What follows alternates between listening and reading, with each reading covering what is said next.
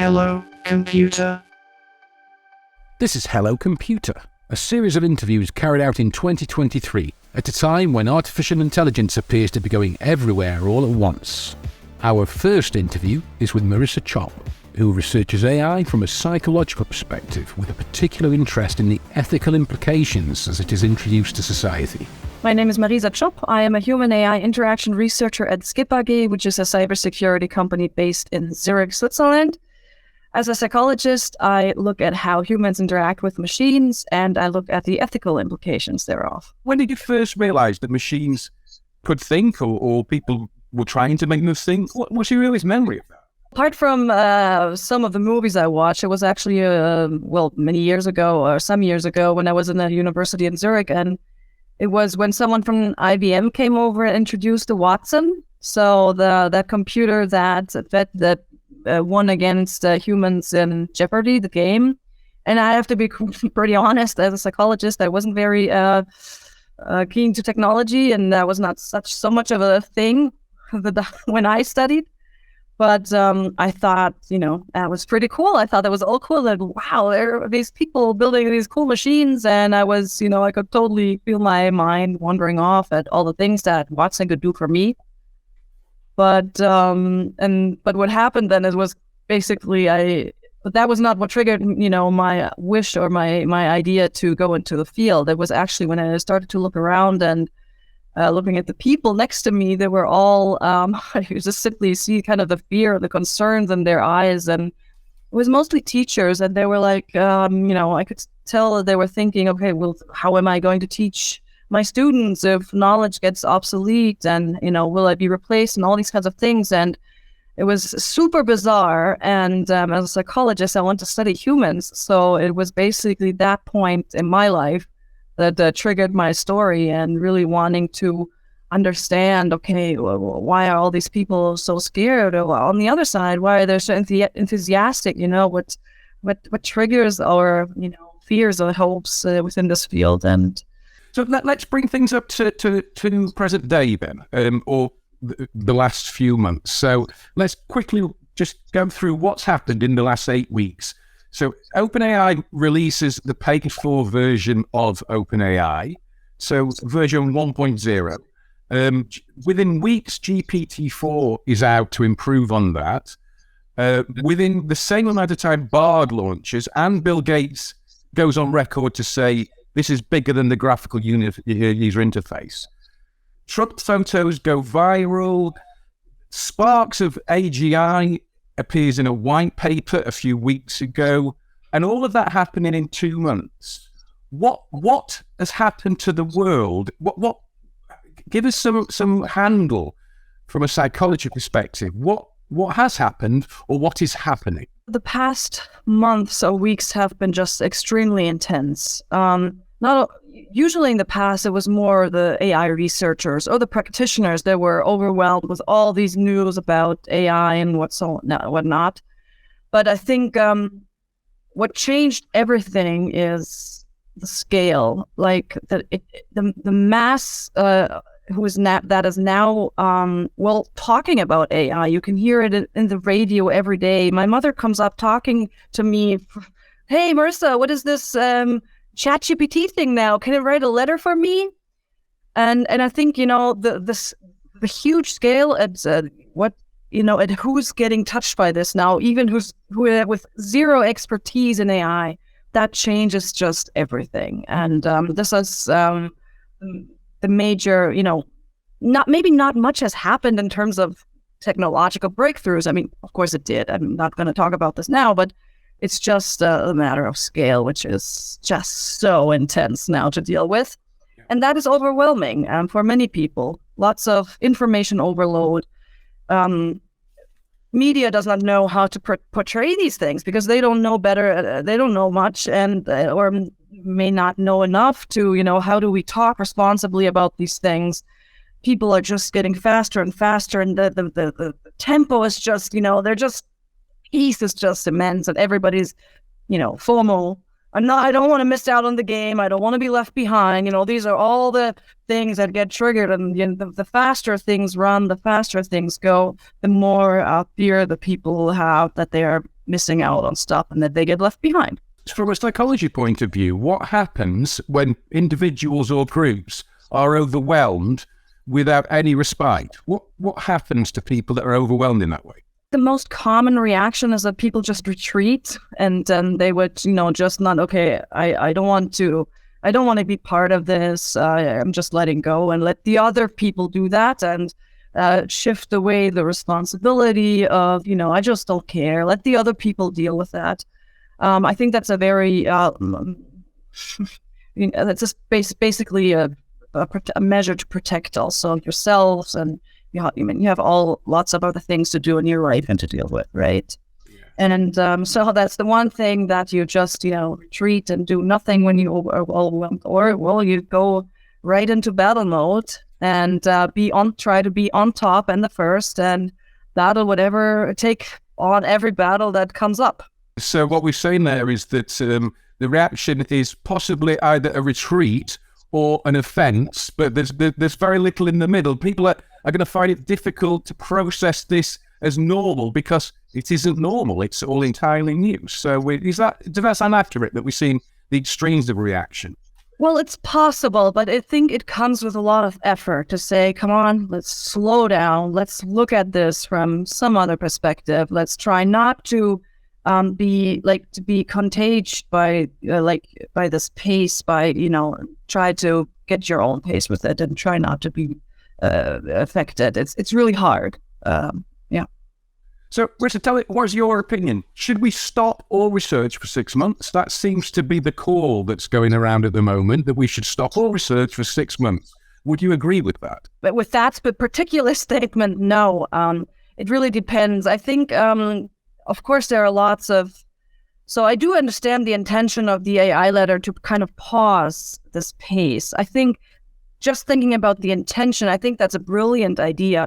I just think that there are some notions that are just way too far in the future that cannot be addressed now. And also the question is, what do we really want to attract with this kind of letter, or, you're referring to, let's pause everything for a month.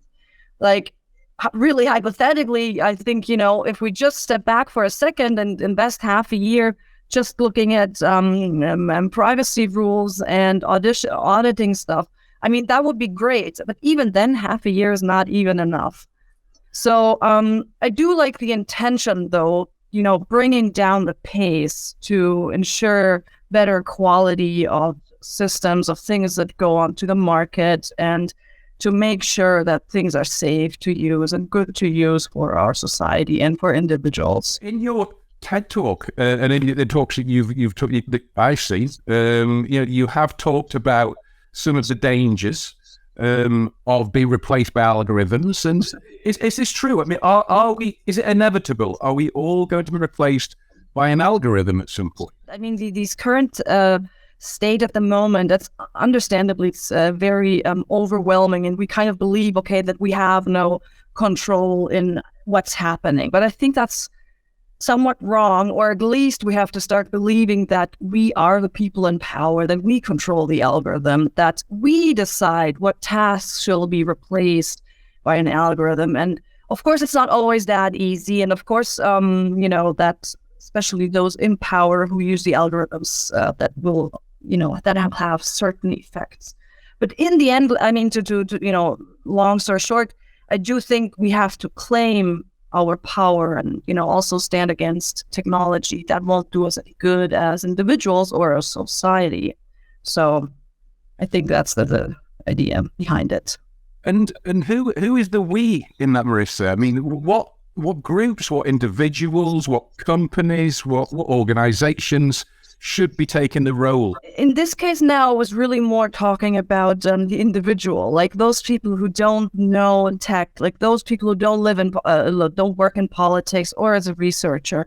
So the cool and also challenging thing is in AI, everything is so interdisciplinary, and we have so many stakeholders that are involved, from politics to the researchers, to the practitioners, the developers, but usually as a psychologist, as I'm more really looking at the individual, and this will always somewhat be my perspective. And what I'm trying to bring in here is that trying to focus on the individual and then, see, okay, how does that actually accumulate to the society? But in this particular case, I really talk about individual standing up against something, whether it is WhatsApp, Chachi Beauty, whatsoever, saying, okay, listen, I'm just not going to use it. It's my choice. And I think we have to claim this. Are you saying there then that this is an individual choice that will have to come up as a grassroots movement, that it's humanity just learning to live with the machine rather than being told how to live with the machine by the machine's creator? Not always. And especially, I don't also like to hear that as an excuse from the big tech companies that shift all the responsibility to the users. So, for instance, I built the system, it's bad, but in the end, it's the user who decides whether they use it or not. That's bullshit. So, of course, it's a multi-stakeholder approach, and of course, you have to have the rules, the regulations, the guidelines, and of course, you have other people have to be held accountable. So, I'm just saying there are there's particular perspectives where I do look at, but of course, there are also the other people who have to be in charge of doing the things that are right. It's just a different perspective. Fantastic stuff. So one of the points that we want to take a look at in the documentary that we're doing, and one of the points that's going to be coming back quite often, is the idea of a Turing test, some kind of test. What are your thoughts on this? I mean, what are tests for? Are they tools to be used, or are they landmarks to be that marked that we've met that goal? What are they for, and what can they do in the future?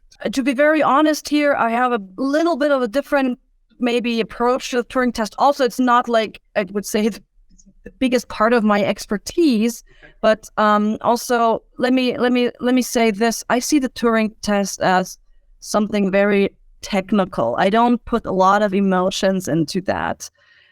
So I see it rather as a test where, language errors and how can they be improved in order to improve conversations between humans and machines. But the point is, as long as this doesn't happen in real life, that's for me an experiment. It's a test. So it happens under controlled experimental conditions. And under these conditions, I see that as rather neutral. However, if we look at it from a different perspective, so for instance, thinking about the topic of deception, I think that offers some very rich insights into how do we want to deal with these kinds of things. So because if you use, deception as a design strategy, then I'm interested in, okay, should robots lie? Should they deceive their users and human, and so on? But especially if they want to, make people buy things or give away their data and so on, that's obviously really bad. But on the other hand, humans lie too, and they do things to be polite and so on. So I don't think deception is necessarily a bad thing. So I've just read a paper, actually, one of my colleagues, we have to be very nuanced about these things. In some very rare cases, or in some cases, it may be good or a good idea to deceive a little bit to make the conversation better, smoother, more effective interaction between robots and machines, and so on. So I don't say I'm having a solution here, but sometimes, it's not as simple as it gets, right? You say, okay, you should not deceive, you should not fool the humans. That's true in general, but there may be some cases actually, where this kind of deception, where the little white lies will actually improve things and maybe not escalate things or whatsoever, right? I think there are some opportunities here to discover as well. So this sounds like psychology, again, human psychology being applied and used for machine learning. Are we going to see that psychologists are essential and have as many roles as data scientists, perhaps? So as many technical people you have psychology people involved as well. Are we going to see that kind of thing? I mean, probably not in the same ratio. Don't think that would make lots of, I'm not sure if that is feasible. But I mean, human AI interaction has been around for long. So I'm not sure if this will change a lot. Maybe more in the spotlight of the public. So I think in research, probably more and more social sciences, philosophy, sociology, psychology are getting more and more involved, which is great, I believe, for many reasons. But on the other hand, I don't want to be too blind here. I mean, psychology has also helped designers to be deceptive and to create dark patterns, to give people ideas on how we make people addicted to social media use and so on. So I don't want to be too naive here and also not too positive. Psychologists and all the others are not always the good guys, right? I mean, I'm sorry. It sometimes seems to me, it appears to be that people think that we are the ones helping everybody, making everything better and so on, which is not automatically the case. We're also just humans, right? This is a terrific way of looking at it. So we're all finding our way for the first time in this. Marisa, doesn't all this change the first time we're seeing people fall in love with machines? Doesn't this just change everything entirely when at scale we're seeing people develop genuine emotion for digital identities? Yeah, I think that's a very interesting question. Well, I mean, if you look back now, since, let's say, the establishment of, the digital systems in our homes, I mean, people say, I love you, or propose to Alexa 1 million times per year, and even some want a sexual relationship with her. And these digital systems are not even, companion bots, meaning, those social chatbots that are really designed to be friends, or you can pay them to be your wife or your lover or whatsoever. And that's another category of chatbots we need to talk about. But the question we ask in our research is, just because people see they love or Alexa or their other assistants, are they actually in love as they would be with other humans? And here we have to actually go, take lots of steps back and think about the way we humanize machines, the way we attribute human qualities to machines, to systems that do not understand us, that do not feel, they don't know what it means when a human expresses love, and it will never ever love back, right? But the point is, for some people, and especially people, for instance, suffering from loneliness, these systems promote building this illusionary world. It's pretty much comparable to The Matrix, right? Or other movies where people just don't suffer. They don't feel the pain.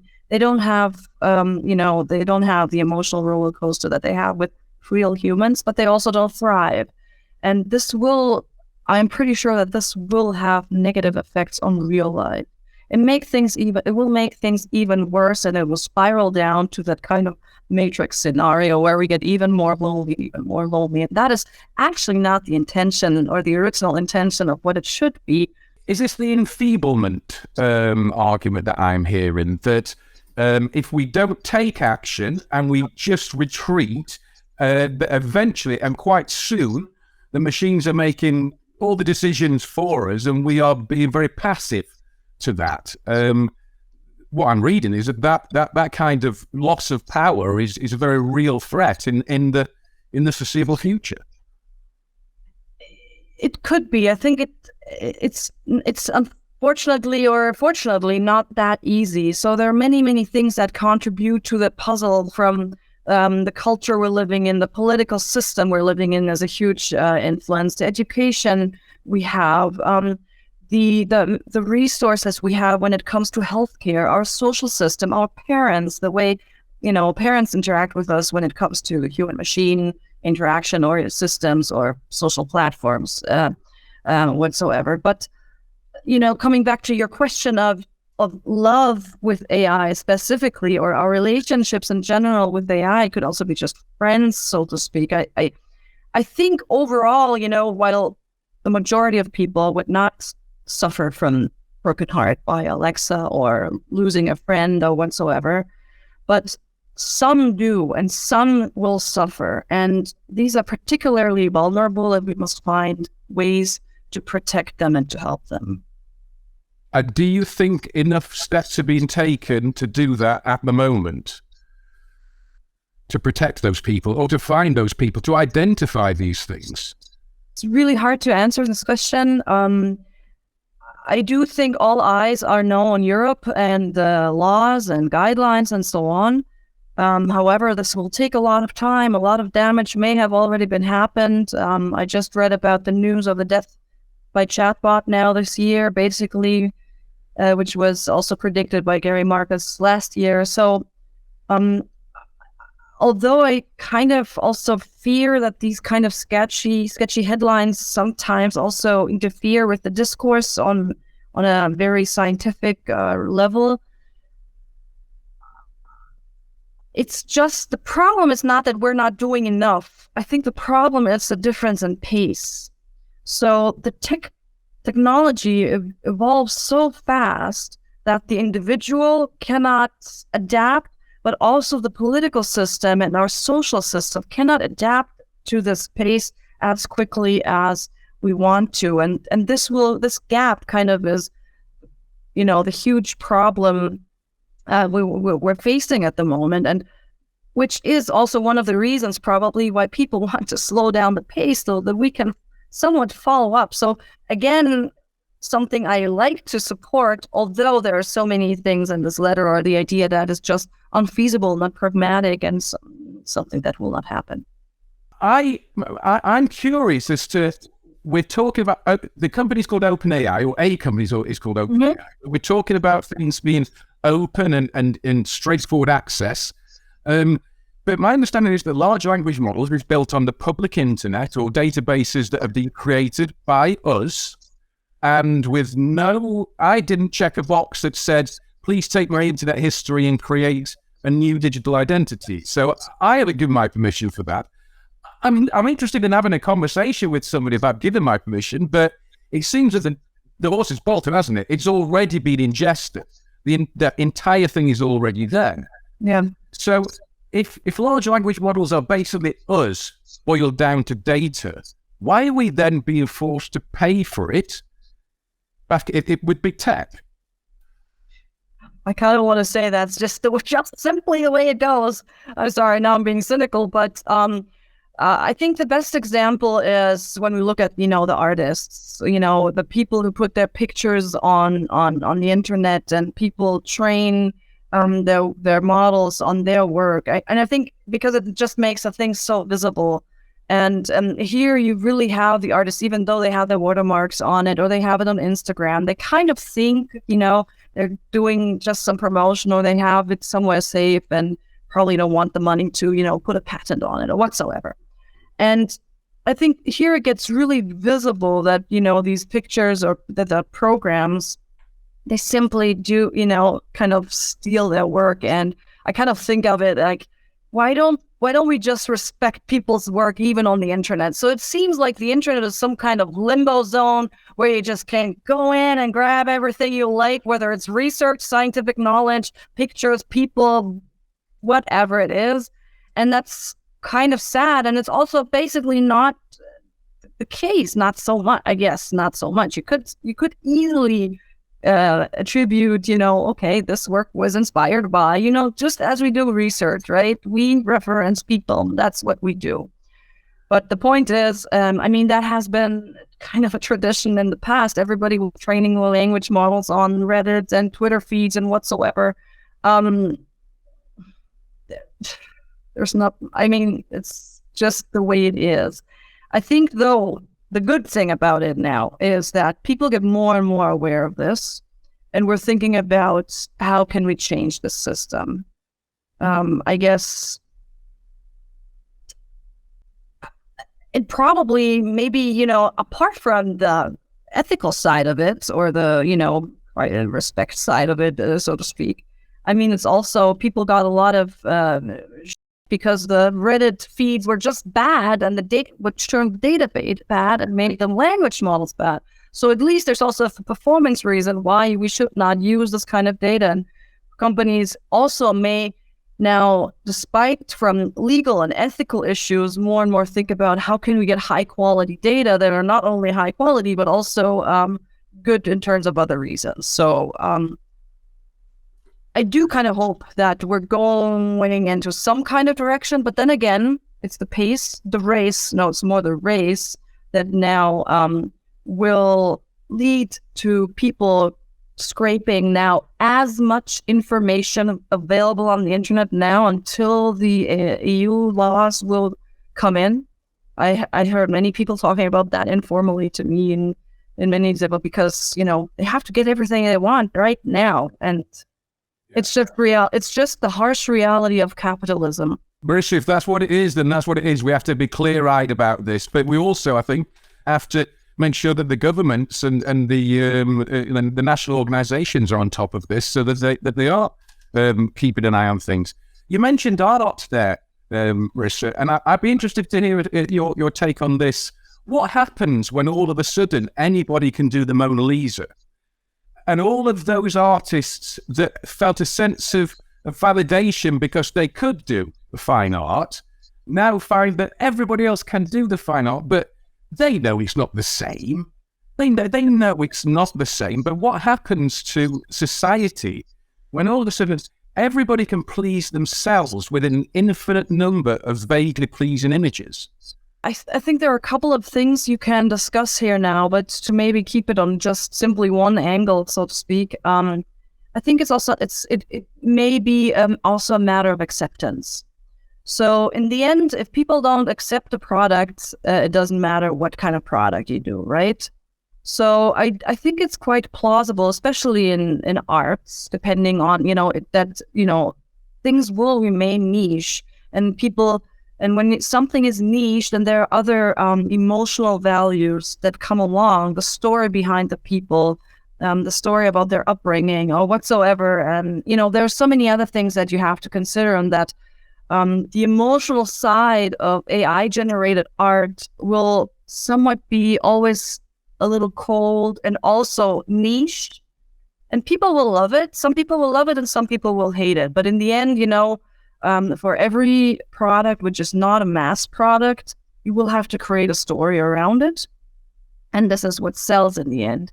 And overall, humans are social people, social animals. And overall, in the end, people want social contact to other humans. So long story short, there will always be everything. You will have the service robots serving you at a restaurant, but you will always have the people, but in the end, you will have, very, a diversified product palette, so to speak. So that's another niche, in my opinion. Right. Are we saying that the consumers will get lots more choice? Is that what we're just saying there? That there's going to be an abundance of choice? Is that what we're saying? It could be, yes. I think this is somewhat, that's absolutely plausible. I think I've said that a few years ago. And I'm not even sure if this is something good, because people, again, get overwhelmed, and too many choices is overwhelm, and information overload resistance. People get back, or they just make decisions on very heuristic reasons, like reasons that are super, not... They stop thinking logically and they go with their gut. Exactly. Or what's convenient. And I think I'm mostly happy with gut feeling, not always, because there's this topic of overtrust, but what is a little bit concerning, or mostly concerning, is the topic of convenience. So when we choose something simply out of convenience, and this is truly where we stop thinking, because then we're just admitting, I'm just too lazy to think about this. So what we're saying there is that there's this need for us to address it now. I mean, we need to be looking at things now. There's a speed of change coming down the pipeline. You talked about we've talked about accelerated AI timelines, where things are just getting faster and faster. I mean, has the singularity started? I mean, if now we're if we've cracked all of the algorithms, and now it's just a case of adding more computing power, then where does that lead us? And also, where's all the energy coming from for this? The question of where's the other energy for this coming from? I mean, this is something, we have to ask along the way all the time. And if we don't do that, I mean, that's in the end, the best product won't help us if we don't have an earth to live on, right? So do you think enough is being done to draw a line between this accelerated AI technology and the actual cost of running the computers to do it?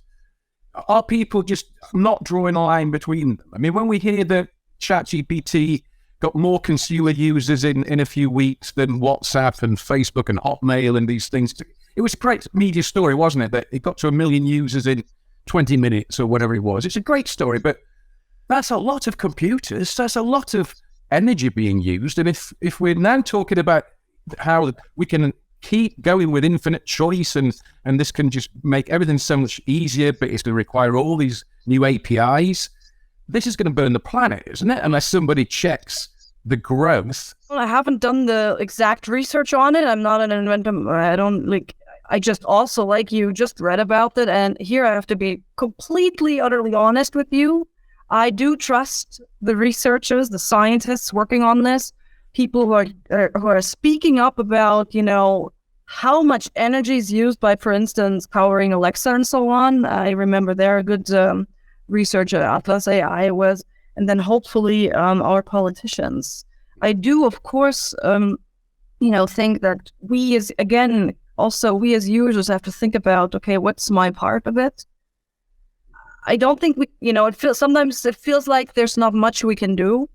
I also do trust specifically our European politicians to deal with these problems, but I also do trust the scientists. And so, but in the end, again, it's a big puzzle and everybody kind of has to play her part. And yeah. It's very interesting you use the word trust again there. We keep saying the word trust. How important is trust in all of this? For me, I think trust can be, again, a little bit talking here from the perspective of the individual who does not really know what is on the other side of my Alexa. So imagine an Alexa or a Google Assistant, so some kind of digital assistants in front of me, right? So the regular person just doesn't know what happens if I speak to that thing. I say something, it says something back, it does something in my house. I mean, that's kind of cool, but also I have no idea what's happening here. And then with all kinds, and then, you can kind of extrapolate it to all kinds of other systems like self-driving cars or what's a Netflix algorithm. So I think trust is someone like our, inner watch. And here I'm talking about something where when we refer to the term calibrated trust, it's something where we constantly kind of think about, okay, so does that thing in front of me, does that deserve my trust? Trust is a gift, right? It's something I give to another human because, I don't know everything. I'm ready to take the risk, but here is my trust. It's a gift. So, and the thing is, we kind of need to learn is that something I want to do, and is it appropriate with respect to what the system can do. So kind of also seeing it as, learning to channel your inner skeptic, right? So basically, the way I trust a system, it will influence how I rely on it, the way I use it. So not trusting a system is also not good because we do want to make the best out of technology, right? But over trusting a system is also not good. So it's a state we don't want to achieve because, this is where I give too much information or stop thinking, or in self-driving vehicles ran into a lot of accidents that even have fatal outcomes. So, and the thing with trust is something that we all understand. Everybody knows that, right? From child to grandpa. And you can trigger that instantly. And that's kind of the beauty I see in this. And I think in the end, this will be the point, the critical point where we find just that balance, that healthy, that safe, hopefully a sustainable relation or usage we have with technology of that kind.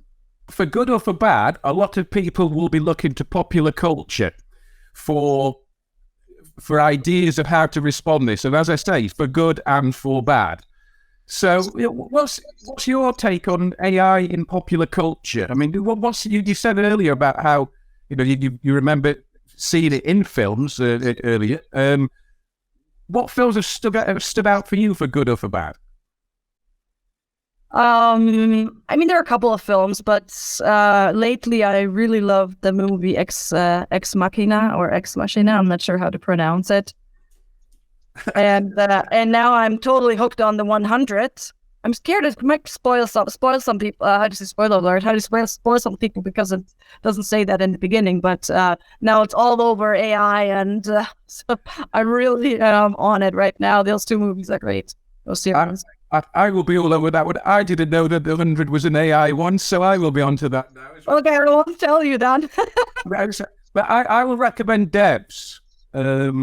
That is a terrific series, and it's something that same guy that did Ex Machina. Oh, really? Yeah, yes. So I could heartily recommend Debs to you. You've said in your TED Talks, though, haven't you, about R2-D2 versus the Terminator? So popular culture language is necessary, isn't it, to help people along? Is that right? Is it? I don't know. Why does popular culture matter, do we think? Well, I have a very specific personal take on that, but maybe it's because I kind of brought up in also with films, and my brother's a film director. So I think, although of course there are some good reasons to use popular culture to bring a message across, or something you would call pop science right now, but in very general, I think movies are there to entertain, and and that's why I don't think that it's not very funny if we just see the things very very cold-heartedly or just very factual. I mean, in the end, we want to be entertained, and what entertains the humans is extreme emotions, from hatred to violence to love, sex, and all these kinds of things. And in the end, it's entertainment, and I think we just really have to learn how to discern entertainment from reality. That is fascinating. That is fascinating. So, yeah, what we say is that we as humans crave the extremes of emotion, and of course, the various GPTs are having to be dialed back because they would absolutely give us as much emotion as we wanted. It's just that it would be horrible and unethical and biased, and all sorts of prejudices would be there. So we're back to this keeping check on things. Yeah, we don't want to be creating Hollywood movies that are just snuff films. I mean, who wants to be doing that? There might be a market for that kind of extreme stuff, but we as human beings don't want to be exposing ourselves to that kind of entertainment. Does that sound accurate? What is largely under-investigated or under-measured or whatsoever is the influence of media. And with media, I mean media outlets, from the high-quality newspapers to lower but mass newspapers, and the way and the problem is not that entertainment draws weird pictures that are not reality. The problem is that the media portrays this as reality. And so when it's and not the other way around. So movies can do whatever they want. I couldn't care less what kind of movies are out there. But if media kind of portrays that as some sort of reality, that's a problem. Yeah. Well, the point is, and I think this is something that may be even more important to regulate, is how does the media, I mean, those that talk to the people and kind of assume that, or where people assume that they have some knowledge authority and they are also reaching critical mass, they have to be, more sure about how do they, can we forbid Terminator pictures on AI reportage about Chachi Beauty? I mean, I don't know why people do that, but maybe it would make sense to just forbid that, and people would be much more chilled about this stuff. Where did this lead us, do you think? I mean, have you had time to think about what you expect in the future, or is there a particular service that you're looking forward to that is now going to be coming in the near future? I'm just really happy if things work as they should do. I mean, I've been using, for instance, digital assistants in my smart home for years now. And it's been an absolute pain in the ass to just turn off the music and the lights in one sentence. So you got to go with, Alexa, turn off the lights. Alexa, turn off the music. And it was impossible to tell them, Alexa, turn off music and lights. I don't know what you're saying, right? So I'm just really happy if my AI gets that one thing in one sentence, that'd be already so amazing. I'd be so blown away. But no, I'm just kidding. But I know I'm not, actually. It's true. I can imagine that, and that's internet, really, isn't it? I mean, you're absolutely right. We're already fed up with Alexa and Google, aren't we? You're absolutely right, because as soon as you've used Chachi Beauty and you've seen how complex it can be, the simple way that you're interacting with Alexa suddenly becomes almost comical. I ask it to tell me how long I'm on the countdown, and 9 times out of 10 it says, this is what the count sounds like, and then moves at me. So I think that, once we've got these large language models plugged into the basically smart speakers, my take on that is that that's going to be another game changer. I'd be interested to hear what psychology thinks that will be when all of a sudden it's not just Alexa as a very straightforward thing there. And we all know it's listening all the time, but all of a sudden it's listening and it's got thoughts that it can add to the conversation. I mean, where do we go with that? I think where we're heading, or maybe, I'm not sure if it's hope or think, a little bit of both. I think at one point, we will learn the way we talk to humans, the way we talk to machines is different. So we kind of, even though at the moment it is new for us to talk to machines and it triggers all kinds of these humanization processes where we attribute thoughts, emotions, intelligence to this very, very stupid thing out of software and hardware. So, but at one point, lots of research has been built upon the fact that we treat these machines as humans. We talk to them like that. We say, please, and thank you, and I love you, and all these kinds of things. And it's still the case, right? I still do it. I just said thank you to Chachi Beauty for some reason today because it said something really, really funny. And I found it really funny, so I thought it was cool. Thanks for that. Made me laugh. But the point is this kind of discerning between really consciously making the move. I know this is not a human.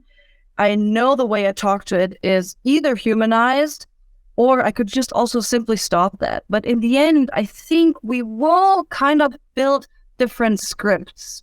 So the scripts we have now with human-to-human interactions, we try to one-on-one, 100% apply them in the human-machine context, but that's not the way it will work.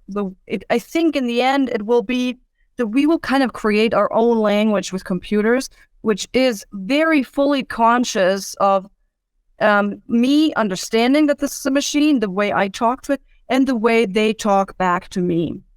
I kind of do believe, for instance, there was a debate that whether chatbots should use emojis, which is stupid because they don't have emotions. Why on earth would a chatbot use an emoji? There's just one reason for that. To deceive the human, right? To kind of make them think, the chatbot is happy, to give, to trigger those feelings I have, those social feelings I have when I interact with humans. So there are reasons to ban that.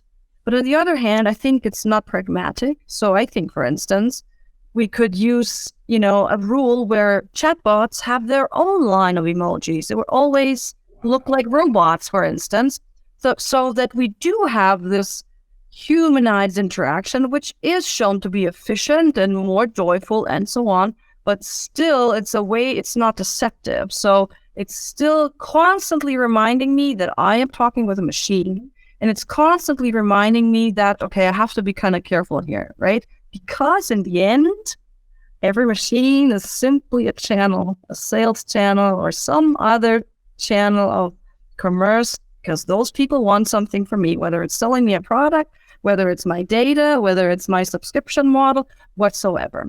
So we're talking again back to the point of capitalism, right? In the end, this is probably all it is. I totally understand what you're saying there, Marisa. I do. And perhaps keeping that in mind, like a Chachi Beauty conversation, we're going to refer back to that and say, what's the worst that could happen, do you think? I don't want us to speculate recklessly. I'd like us to say, this is what could happen given the current momentum and direction of travel and achievable technology. So, well, maybe, but referring to ChatGPT a little bit or other language models specifically, because that is kind of the hype at the moment. I think, and I absolutely support the concern by many researchers or scientists that, the scale at which information, specifically false information, can be produced is massive. And the way authoritarian regimes can use that for their propaganda. And I mean, this is happening at scales that we as humans we cannot process that anymore. And the problem is, apart from the fact that they are strengthening their position, which is harming our democracy, which is probably not very good for our common future, but the greatest concern is that by creating this false information, we learn to distrust everything. We're also increasing distrust in the real media, the science, conspiracy theories, and all these kind of things are coming up. So every piece of news, no matter which source it is from, will be questioned. And I don't think we have the cognitive and personal capacities to question absolutely everything. And this is what will happen, because we kind of get lost in who are we able to trust? Am I able to trust? And I don't even know, can I trust myself anymore? So, and this is something that is worrying me a lot. If I was to sum that up, I would say that sounds like we're back to the overload problem. That seems to be one of the largest problems here. That there's an emotional and a data and an experiential overload, which we seem to be in now, that is going to discombobulate and confuse a lot of people at a time when they need clarity of thought to get all this together. I mean, it sounds to me that capitalism could seize up. It sounds like a possible future. If all the groups involved with it are being disingenuous, you've talked about micro lyings, basically. In life, we can get by. But if we don't trust big tech because they're basically moving people around the system for financial gain through algorithms, and there's a massive trust issue there. Eventually, capitalism stops working, doesn't it? I mean, if people just don't engage with things, or the trust isn't there, and deep fakes are everywhere, and nobody can trust anything at all, then what happens to capitalism? In the end, humans are naturally born trusters. That might sound a little bit naive, but in the end, what humans are longing for is a trustworthy collaboration. In many instances, short-term or depending on the system we're living in, of course, this interferes when, there are just some things that even the best human is not, free of, in terms of cannot be, like every human being is influenced by power, money, sex. And these are the things that we often, as good as we want to be, we just cannot it's hard to get our values straight when lots of money is lurking, when we know people may suffer, or have to support my family, my friend, or whatsoever. So, and people in power, you just kind of get fed up with that. And our brain is wired sometimes or often to keep this homeostasis, to keep this level of power, because we don't want to fall, we don't want to lose control.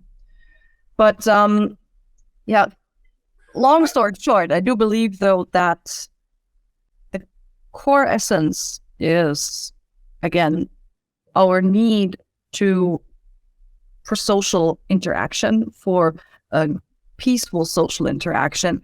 And as much as there are so many bad things happening out there, it's also a media problem again, because there's also lots of good things happening out there, which are just not mentioned in media because they don't get you the attention you need for your system. I think in the end, things will be better in all facets, basically, of life. This is fascinating stuff. And you used a word there that I want to just quickly zero in on, rewiring. Because it's a great analogy, isn't it? Are we rewiring ourselves as a society at the same time that we rewiring the machine thinking? You know, are we reconfiguring how we are at this time? And we don't even know that we're being made to do that. I mean, we've had to adapt to social media, for example, over the last 15 years. That wasn't in our history, and yet we seem to take to that like a duck to water.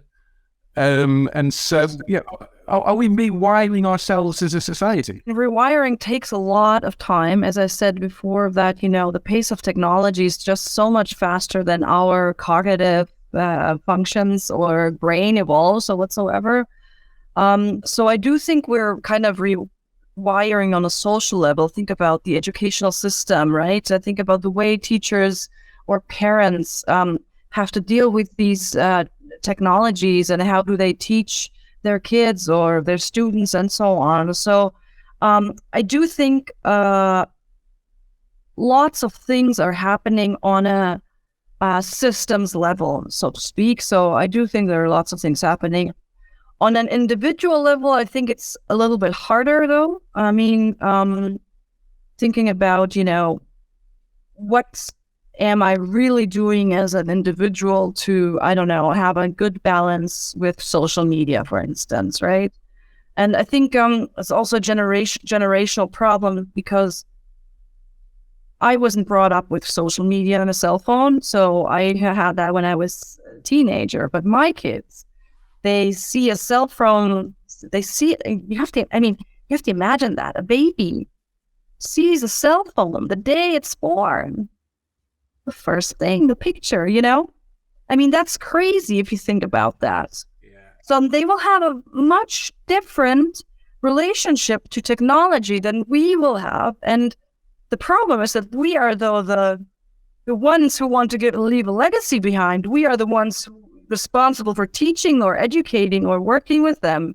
So it's a bit of it's a bit of a clash there, right? We're actually probably teaching more ourselves than our children.